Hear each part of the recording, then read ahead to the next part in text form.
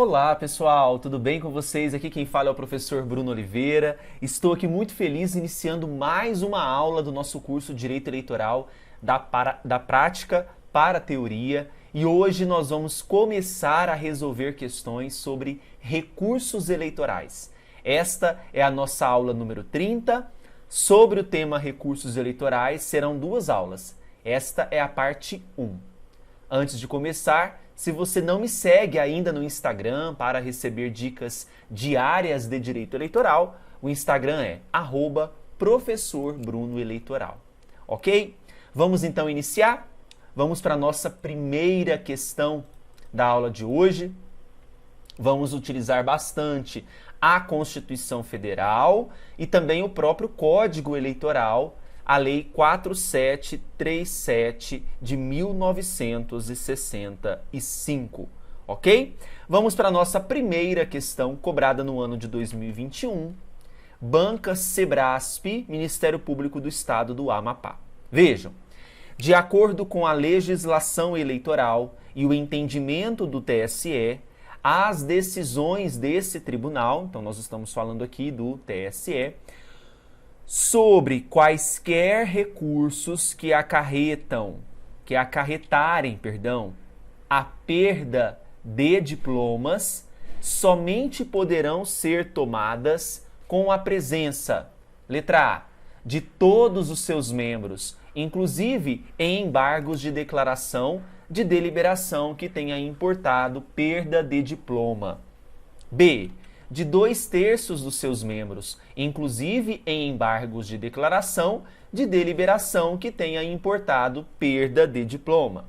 Letra C, de 2/3 dos seus membros, excluindo-se os casos de embargos de declaração de deliberação que tenha importado perda de diploma, ocasião em que se admite deliberação monocrática. Letra D, da maioria simples dos seus membros, inclusive embargos de declaração de deliberação que tenha importado perda de diploma.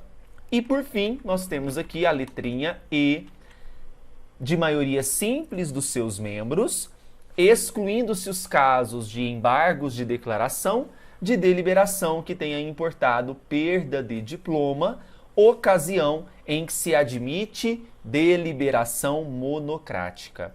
Ora, qual que é o foco da questão? Nós estamos falando de qualquer decisão? Não. Nós estamos falando de decisões do tribunal, né? Mas que tratam-se de perda de diplomas, então nós temos o objeto perda de diplomas. Quando esse objeto for perda de diplomas, e aqui eu quero até mencionar o que diz o artigo 19, parágrafo único do Código Eleitoral, prevê que qual que é a regra geral para que o TSE tome decisões? Ele vai deliberar por maioria de votos, em sessão pública, com a presença da maioria dos seus membros. Isso é o que diz o artigo 19, caput.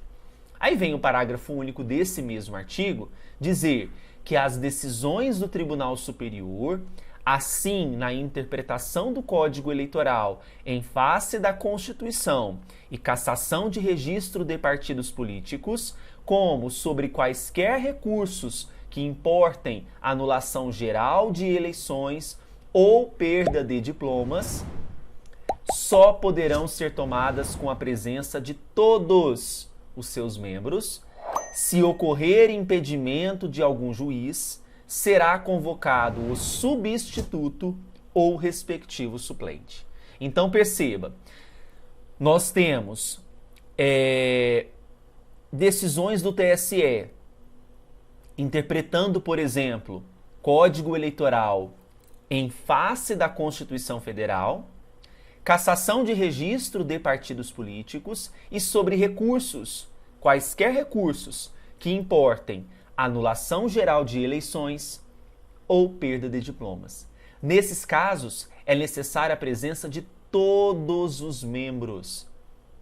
Bom, voltando à questão, nós já sabemos então que, conforme prevê o artigo 19, parágrafo único, preciso de todos os membros. já temos o gabarito, mesmo você não sabendo se também nos embargos de declaração seriam necessários todos os membros. Concordam? Por quê? Olha, que interessante. Todos os membros eu tenho só na letra A.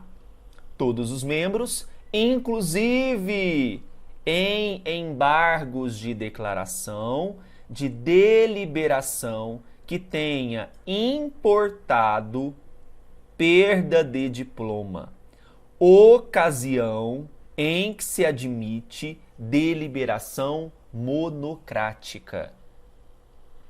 Não, né, pessoal? De todos os membros, inclusive em embargos de declaração, de deliberação que tenha importado perda de diploma. Esse foi o entendimento, inclusive de julgamento, do próprio TSE. Tanto no caso de embargos de declaração e nesses recursos que acarretarem perda de diploma, precisamos de todos os seus membros. Então, sem dúvida alguma, temos aqui o gabarito para a nossa primeira questão de hoje. Letra A, não se esqueçam desse artigo 19, parágrafo único. Ok? Próxima questão. Câmara de Conchal, Nêmesis 2020. Vejam, a respeito dos recursos eleitorais, assinale a alternativa, agora eu quero a errada, hein? Sempre que a lei não fixar um prazo especial, o recurso deverá ser, aqui, né, só para desconsiderar, ser realizado, vamos colocar a palavrinha correta aqui, ser realizado em 3 dias da publicação do ato, né? Então nós temos um ato, resolução ou despacho. Publicação do ato, resolução ou despacho. Artigo 258 do Código Eleitoral. Tá correto, eu estou procurando a errada. Então esse é o prazo, regra geral, para recursos eleitorais, 3 dias. B. Os recursos eleitorais não terão efeito suspensivo. Aqui é um tema interessante e importante para a nossa aula.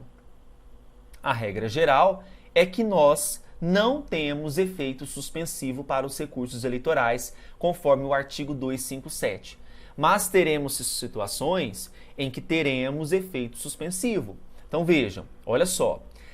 Parágrafo 2º do artigo 257 do Código. O recurso ordinário interposto contra a decisão proferida por juiz eleitoral ou por TRE, que resulte em cassação de registro, afastamento do titular ou perda de mandato eletivo, será recebido pelo tribunal competente com, olha só, com efeito suspensivo.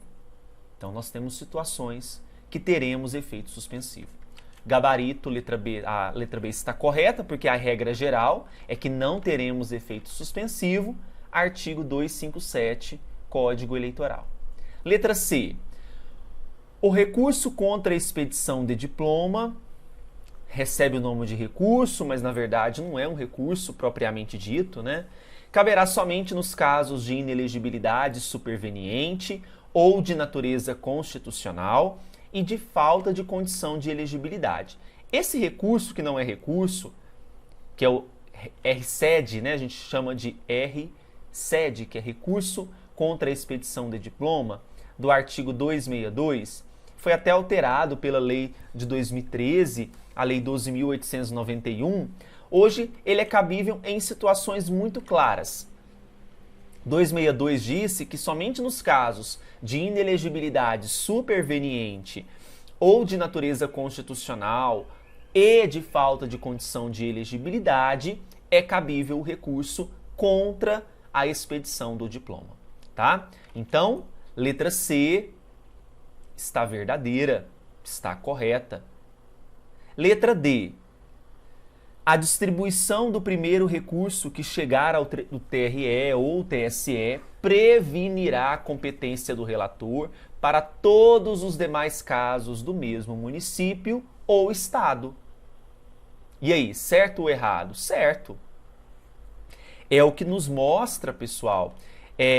Isso aqui é importante, né? Porque essa competência do relator, então, ela é através dessa distribuição do primeiro recurso, conforme prevê o artigo 260 do Código Eleitoral.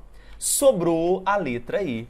Olha, são preclusivos os prazos para interposição de recurso, ou seja, passou o prazo, acabou, né? Salvo quando neste se discutir matéria criminal? Não. Salvo quando se discutir matéria constitucional. Errada a letra I. Constitucional. Incorreta.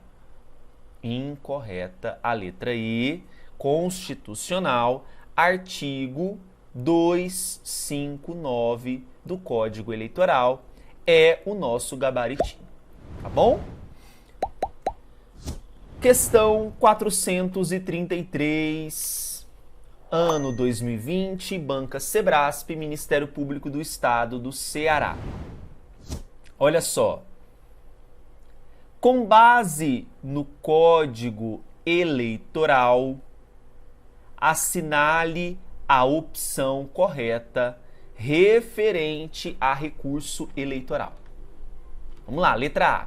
Recursos nos tribunais regionais dispensam a distribuição do processo a relator designado por ordem de antiguidade dentre os membros do TRE, podendo ser relatado pela Secretaria do Tribunal. Dispensam distribuição do processo a relator? Não, pessoal. Nós teremos obrigatoriamente a distribuição do processo a um responsável, que é esse relator. Então a letra A está incorreta, não dispensam. B. Decisão do TRE que contrariar expressa disposição de lei estará sujeita a recurso especial ao TSE. Aqui começam os temas mais cobrados em prova sobre recursos. Olha só, pessoal, quando a gente fala de recurso, nós temos que lembrar que nós temos decisões dos TREs que, em regra, são terminativas, certo? Mas existem casos em que é cabível recurso ao TSE, que pode ser recurso ordinário ou especial. Ordinário, nós temos algumas situações. Por exemplo, quando versar sobre expedição de diplomas nas eleições federais e estaduais, quando denegar habeas corpus ou mandado de segurança, recurso ordinário. Especial, quando forem proferidas contra expressa disposição de lei ou for contrário à Constituição. Quando ocorrer divergência na interpretação de lei entre dois ou mais tribunais eleitorais, cabe recurso especial. Tem que ler o artigo 276 do Código Eleitoral. E a letra B fala justamente isso, olha só. Decisão de TRE que contrariar expressa disposição de lei estará sujeita a recurso especial ao TSE. Outra coisa importante, não temos recurso per saltum, ou seja, o recurso ele vai obedecer à ordem das instâncias, do juiz para o TRE, do TRE para o TSE, do TSE, em situações específicas, ao STF.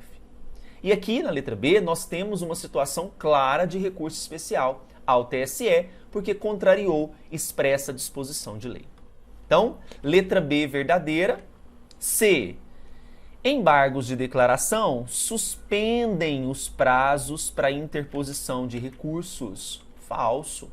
Não suspendem. D. Decisões dos tribunais regionais eleitorais denegatórias de mandado de segurança estão sujeitas a recurso especial ao STJ. Não, gente. Se há uma decisão do TRE denegando o mandado de segurança, o recurso ele é cabível ao TSE. Ok? Então, letra D, errada. Letra E. São irrecorríveis as decisões do Tribunal Superior Eleitoral denegatórias de mandado de segurança e habeas corpus. Falsa também, porque nós temos uma modalidade de recurso ordinário ao Supremo Tribunal Federal, possível aqui quando houver essa denegação de mandado de segurança e habeas corpus, tá? Então, a recorribilidade sim. Letra E está falsa. Qual que é o nosso gabarito? Letra B. Beleza? Podemos avançar para a próxima questão. 434, cobrada no concurso TRE Goiás. Ainda que decisão que verse sobre processo eleitoral do cargo de governador de estado proferida pelo TRE ofenda diretamente a Constituição, não cabe recurso extraordinário para o STF dessa decisão. Claro que não. Vejam, eu estou diante de uma decisão, processo eleitoral, governador de estado, proferida pelo TRE, ofendeu a Constituição. Cabe recurso especial ao TSE. Tá? Nós estamos falando aqui de processo eleitoral do cargo de governador do estado. Não cabe recurso extraordinário para o STF. Tá bom? É ao TSE.